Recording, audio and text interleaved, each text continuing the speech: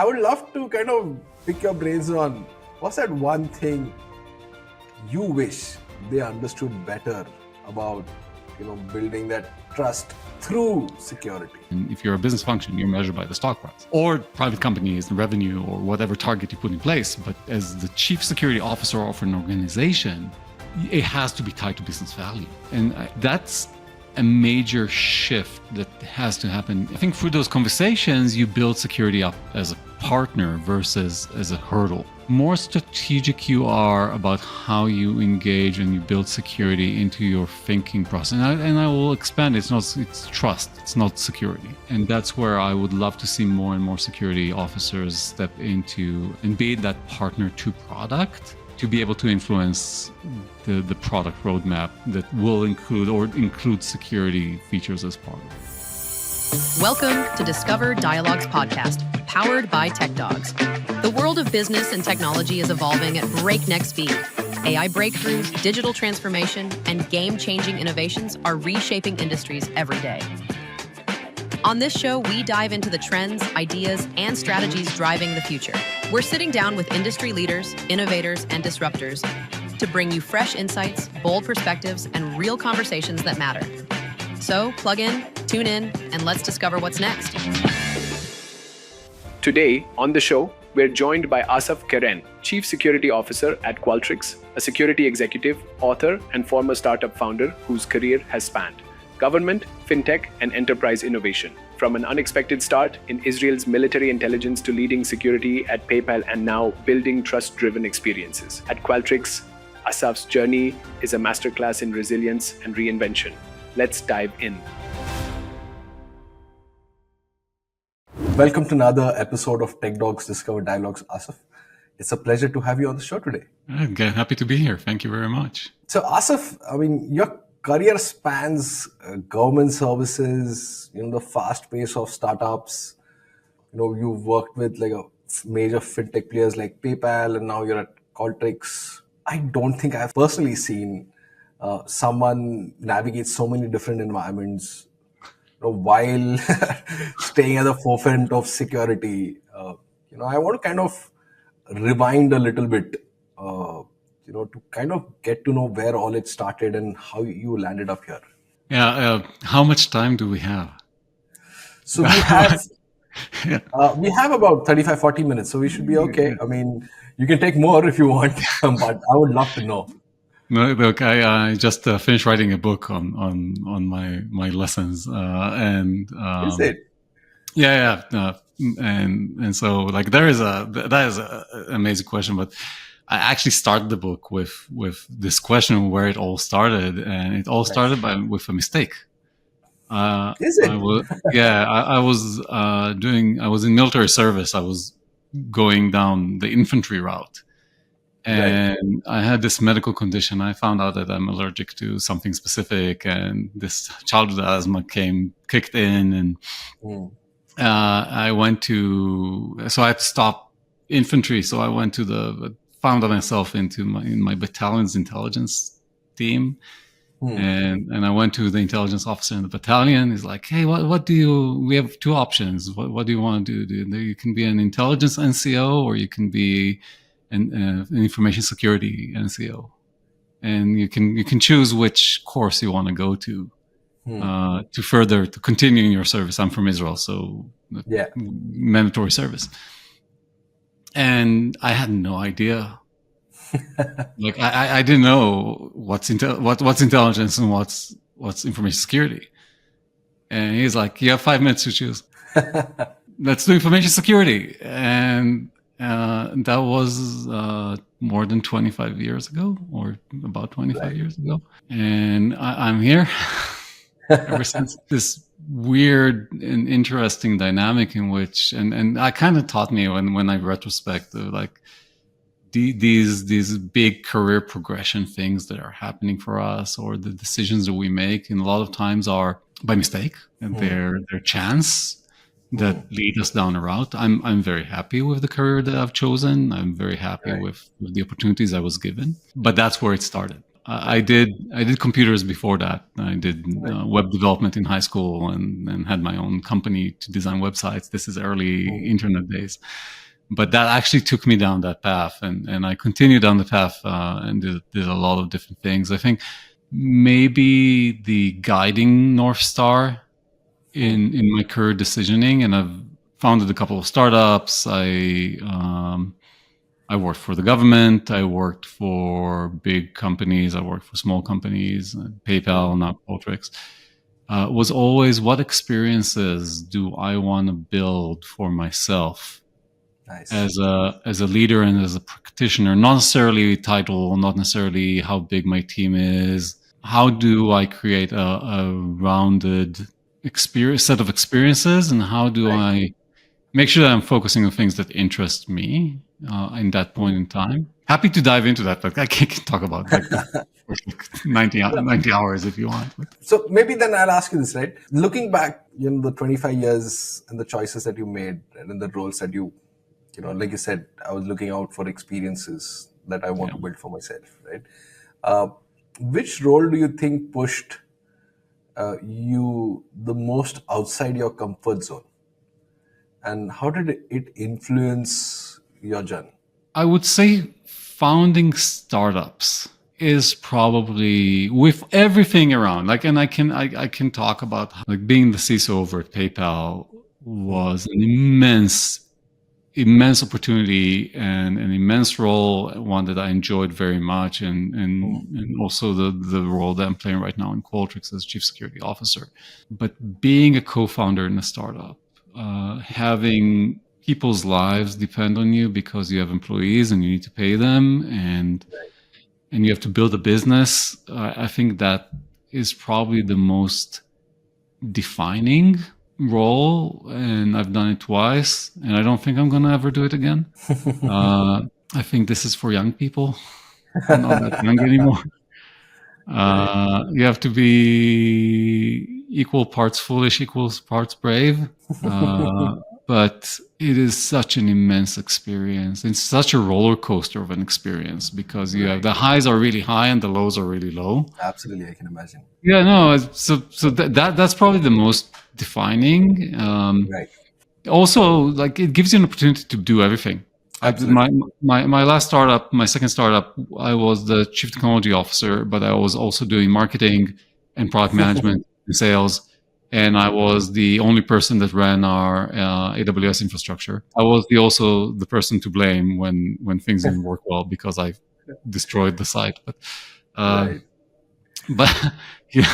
so you do everything. It's so nice. I think you missed HR there. Were you doing the HR piece as well? I was not doing the HR piece. No. Well, you had someone to blame then for not getting the right people.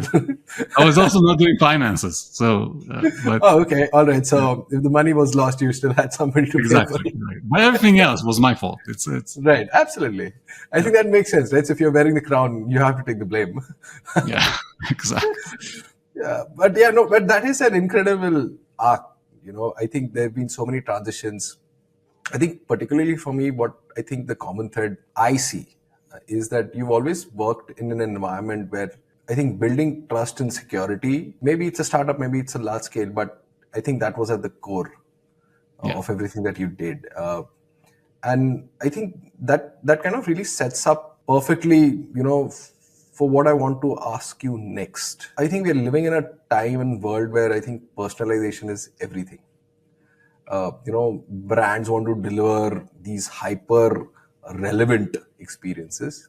But at the same time, I think what's happening is that consumers are now becoming more aware about, or maybe they're becoming more cautious about their data than ever before. Because now they realize that if their data is leaked or it's out there in the open, there's a lot of things that could go wrong, right? And I think there's a report that, you guys have been working on that really highlights this tension, right? So at one point you have the brands who want to do this personalization, personal relevance. At the same time, they want to also balance it with some sense of protection.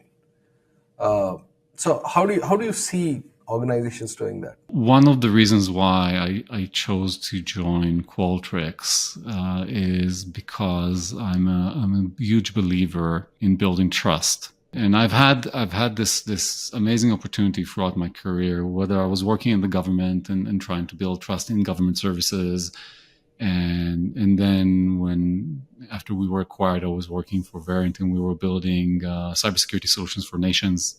So building trust in that area, but then working for PayPal and securing the payment stratosphere, which is a really, really important piece of building trust on the internet. Going to Qualtrics was like this big next step in how now let's go and protect and build trust in experiences. And because experiences matter. And I used to be a product manager for a bit. Like I was a security person, but I was also a product manager for a bit. So I'm really, really focused on experiences. The ability to weave in trust into experiences in the internet was really compelling for me. And Qualtrics has like this role to play in that world as an experience management company. And as I was coming in, we also started having the AI explosion.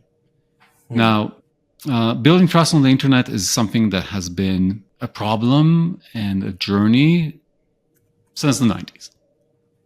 Since the first time somebody sent a payment link or sent an email, how do you create that stratosphere of trust? And it's been a brand game. Like if your brand is trusted, then you're going to be able to get people to interact with you. Absolutely. This was the eBay play back in time. This is the Google play. People trust Google to protect them, so they're using Google services. People trust PayPal to protect them, so they're using PayPal services, etc.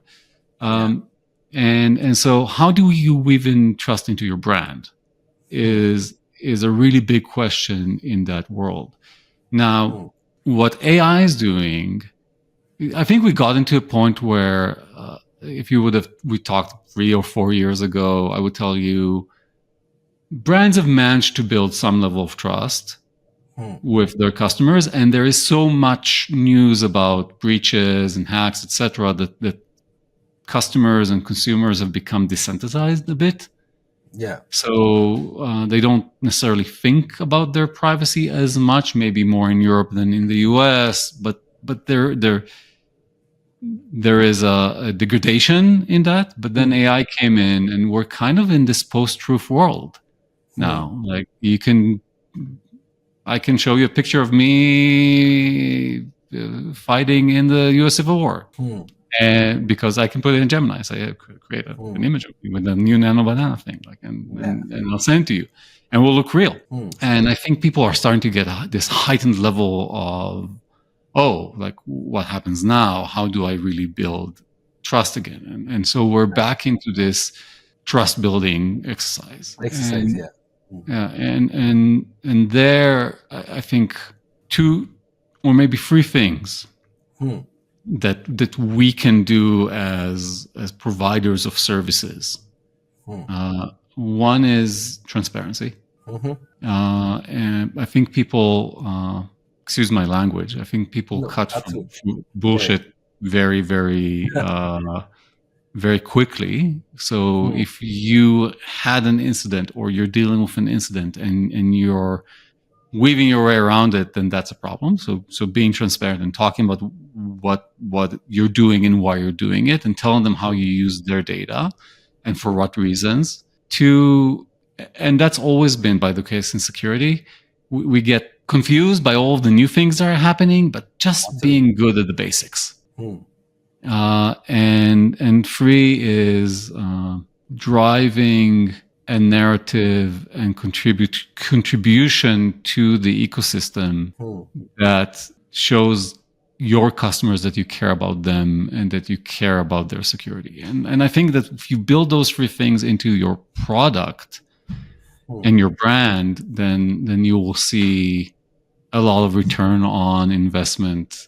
And I think we're seeing it very clearly in Qualtrics when we are more transparent, when we're more open, when we share what we're doing, we share when things go wrong, and we share when things go right. We get a lot more in higher level conversation that is non-transactional. It's interesting, because the way I look at it, what you're really trying to do is also that you're trying to give customers value through transparency. Yeah. Through that openness and through that dialogue. In my opinion, that's also a very fine line when it comes to doing that while respecting, the privacy of the individuals, right? And obviously, I think you mentioned, right? So you've been the chief product officer in many ways as well at some point. And I think this whole customer experience itself, I think the role of security in it is not limited to just, I think, protecting the people in the background, but at some point I think it also has to come and it has to become visible, right? Because that's what you're saying when you're going back to a customer and saying, listen, here's what went wrong, here's how we fixed it, this is what's happening. I think the question that I have for you at this point is that I think we talk a lot about security, or actually security is talked a lot about when something goes wrong. Up until then, I think, then that's when it's headline. Otherwise, you're not talking about security at all, right? Because it's a silent, invisible person who's supposed to keep doing its job. How can organizations today, and you've already probably given one part of the answer, is by being open, but how can organizations today make security visible to the entire customer experience? One, welcome to my world. When I talk to people that want to join security, I ask them, "Are you sure?" It's a very thankless job in a lot of times, because you toil in a lot of places. You deal with a lot of context switching. You deal with a lot of reactive, especially if you're in security operations and you're doing incident response. You deal with a lot of reactive work, and it's a thankless job. Like you get called when things go wrong, and so. By the way, there's.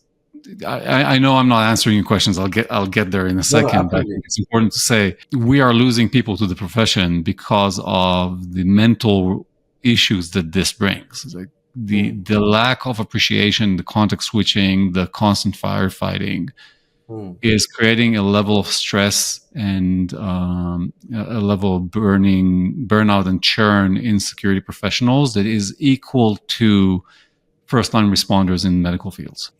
And there is a whole movement in security circles to talk about that. This is not something we talk about enough, and I think that's something that we should pick up on. Yeah, and so I make it my life journey to make sure that I mention it when we have those conversations. It is something that is pretty bad, and we need to fix as an industry. But to your question, I have had this conversation with security people. I've had this conversation with product people as well. Product people don't understand the value that security can bring to the product enough. And security people don't understand the value that having a product mindset can give them. And I think we need to all meet in the middle and utilize product thinking in security and utilize security thinking in products.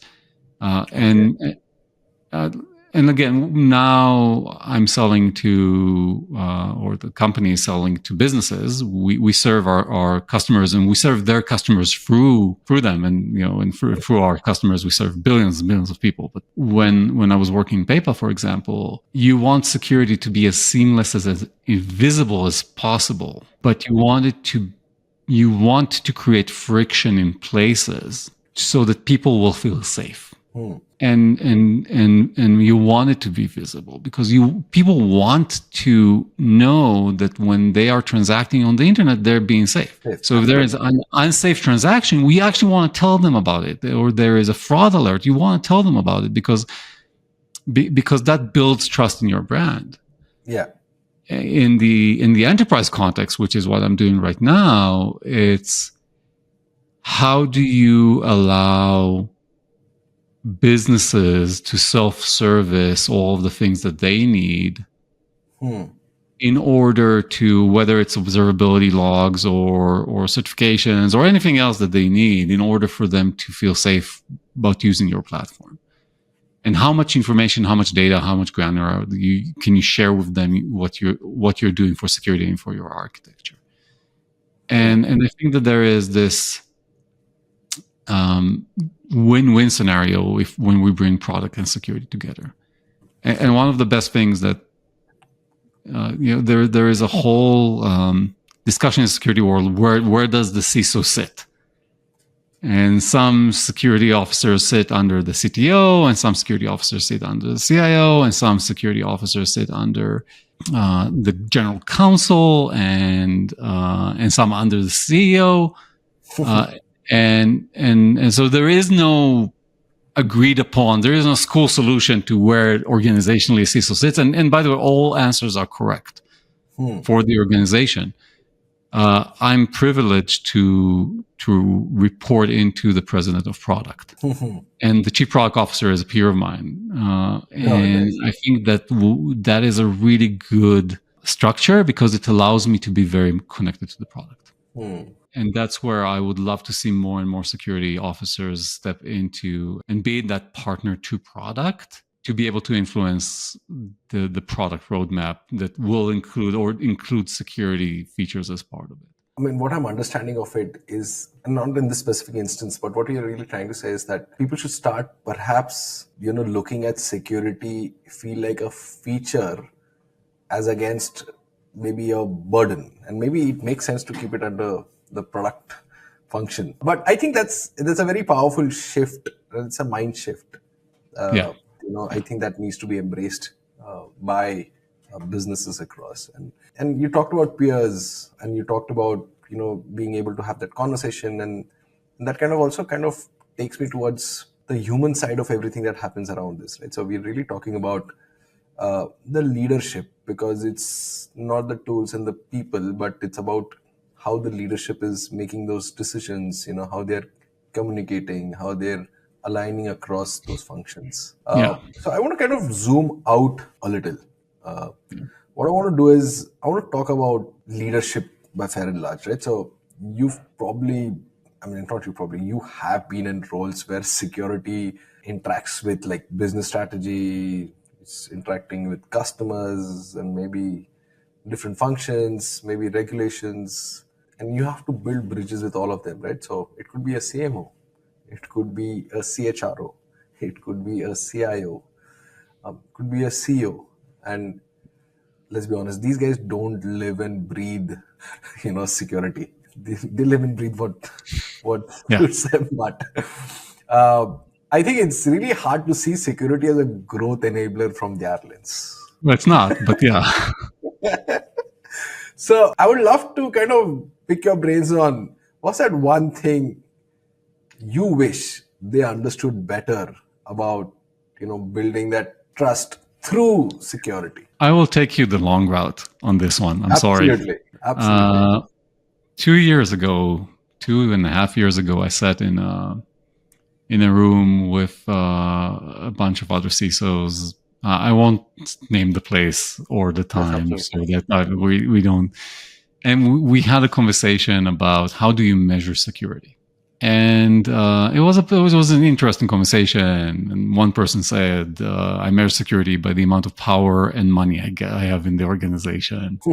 And another person said something like, "I can't be measured because if my CEO doesn't care about security, then how can I be measured about it?" Right. And another person said, "We measure security based on frameworks and like how are we in the specific framework in place." And I raised my hand and I said, "We're a business function. We're measured by the stock price." True. And everybody looked at me like I was like, what was I smoking? And they're like, "No, like we have no impact on the stock price." And like, if you have no impact on the stock price, leave, because you are a business function, and if you're a business function, you're measured by the stock price, or private companies, the revenue, or whatever target you put in place. But as the chief security officer of an organization, it has to be tied to business value. Yeah.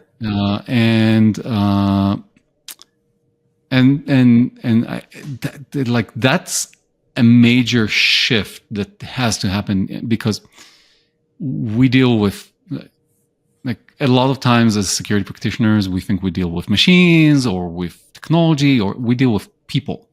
By the way, both on the adversary side and on the organizational side, we deal with people. And I think you're now dealing with AI also on both sides, but yeah. Well, now with AI, but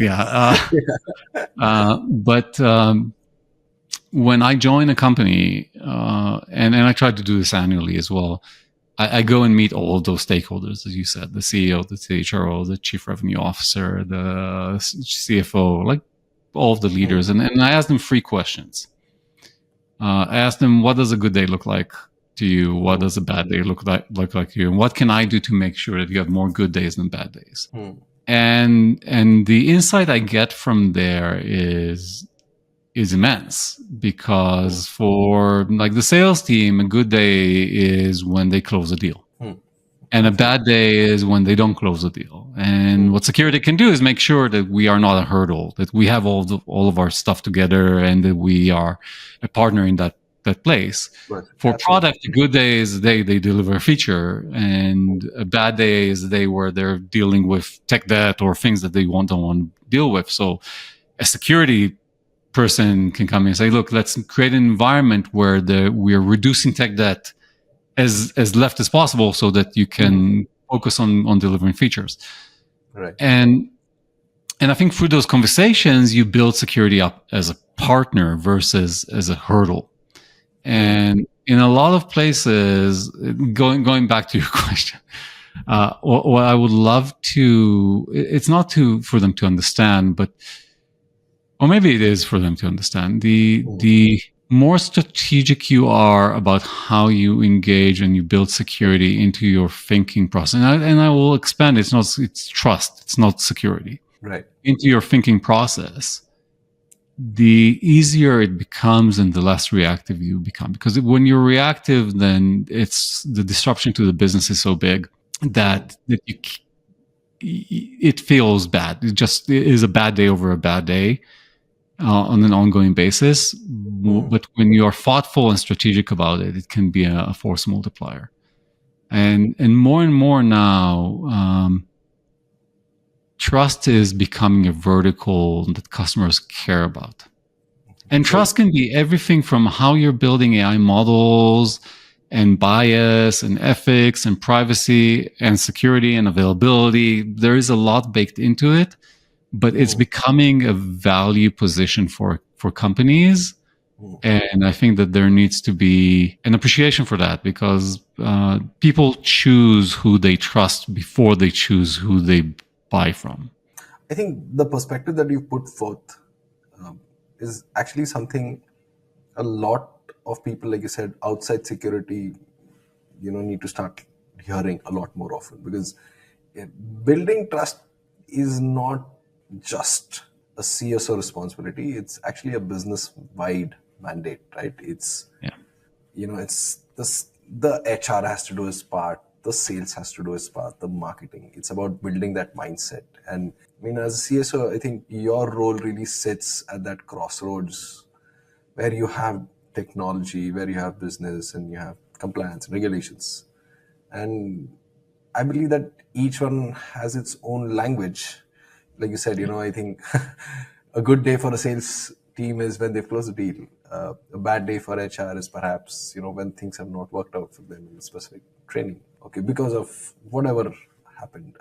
But I think everyone has their own language, and everyone has their own priorities. And in many ways, actually it makes credibility tough to establish for CSOs. And how do you think that one should build credibility across such diverse stakeholders? So I think the first part we covered was that what you wish they understood better. Well, that's done. Okay, we've talked about it, but how do you build your credibility across such diverse stakeholders? Look, one of the reasons why I love my job is that I get to live in so many different contexts of the business.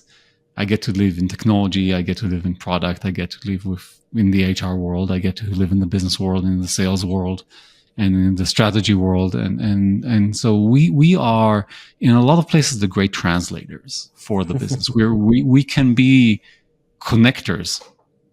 And I think that showing up as a business partner, not as, and by the risk management, in the end, good security officers are technology risk managers. That's our job, is making sure that we understand risk. Risk management is not about denying all risk. It's about how do you enable the company to move faster by taking the right risk in places and creating controls to reduce risk in other places. And when you show up that way, I think the business notices. The biggest mistake that we do in security world is that we try to avoid all risk. And I have this conversation with security teams and my team as well in a lot of places. We are also a very cynical group of people. So it's, they don't care about security. They don't know how to build secure stuff, etc. And like everybody's trying to do the right thing. Like everybody has a job. Everybody's trying to do the right thing. Unless like you're in the 0.1% of insider threat, which is malicious, but nobody is really malicious. Everybody wants to do the right thing. You need to make it easy for them to do that. And you need to tell them and explain why. And so just showing up as a business enabler. And really show people that you understand what they go through and that you're there to help.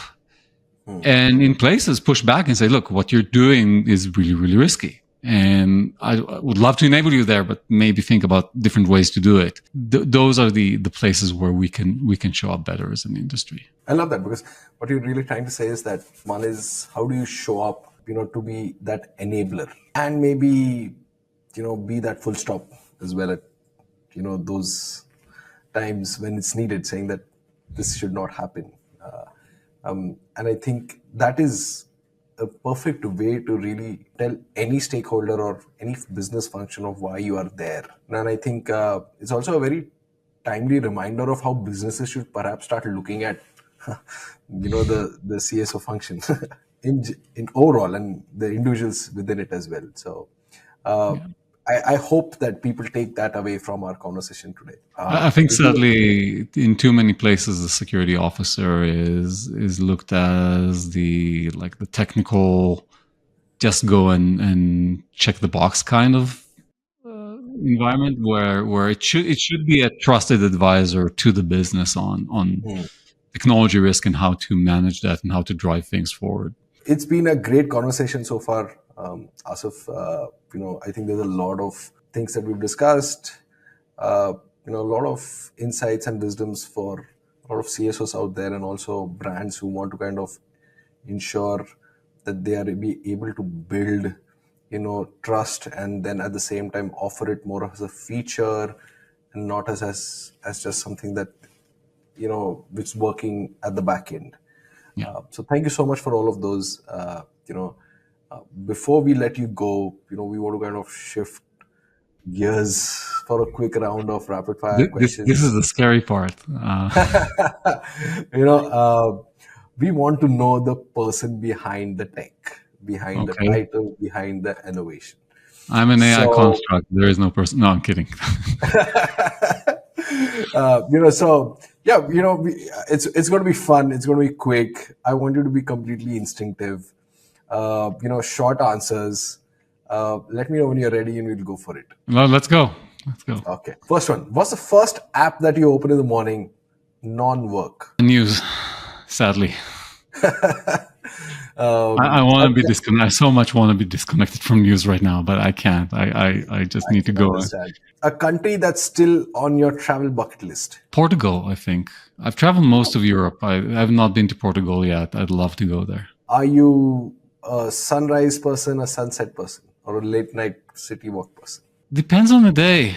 It changes. Probably more late night. Probably more late night. I'm a bit more grumpy in the morning. Like if you catch me before my first cup of coffee, it's not a nice conversation. All right. So I think that's for everyone to know. uh, if you could relive 1 year of your life, which would it be and why? This is an ongoing discussion with my family, in which they go like, yeah, what would you do if you go back and change like this? And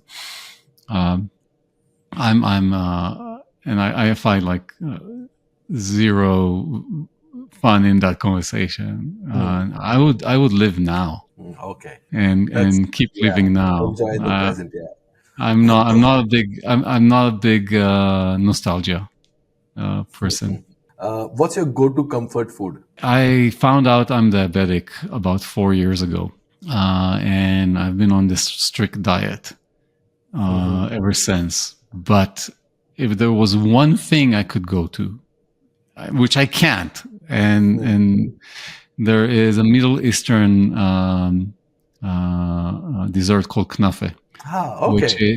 Which is goat cheese and kadaif and a ton of honey. And I would just love to, like, before I die, I will eat that one more time because nobody cares about my sugar levels at that point in time. But I love it, and I just can't have it. It's a sad story. What's that one piece of tech you secretly wish never existed? I have kids, so cell phones. But I accept it has more value than harm, but it definitely has.